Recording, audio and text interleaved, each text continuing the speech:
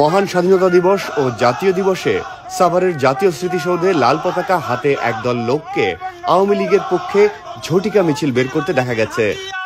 আজ বুধবার সকাল 11:30টার দিকে এ ঘটনা ঘটে।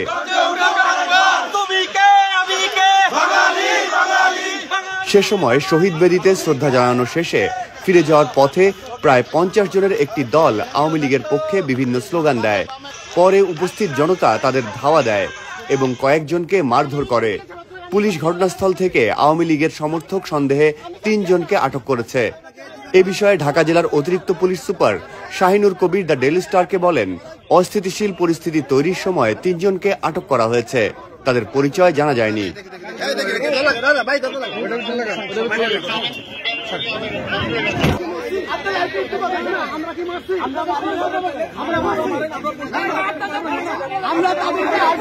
সহযোগিতা করেছি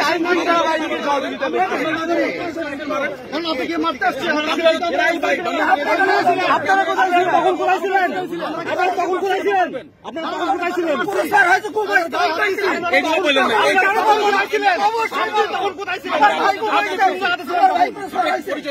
আমার পরিচয় আমি একজন বাংলাদেশের নাগরিক।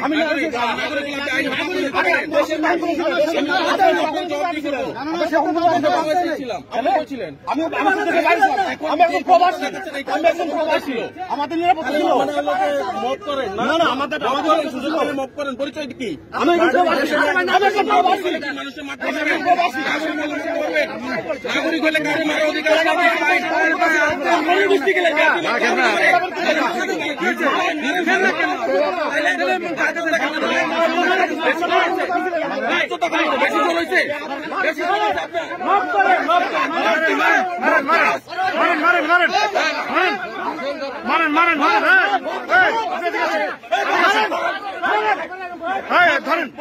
আপনি কে?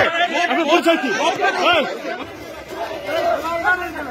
পুলিশের কাছে দেন, পুলিশের কাছে মারেন না, মারেন না, মারেন না, মারেন না, মারেন না, মারেন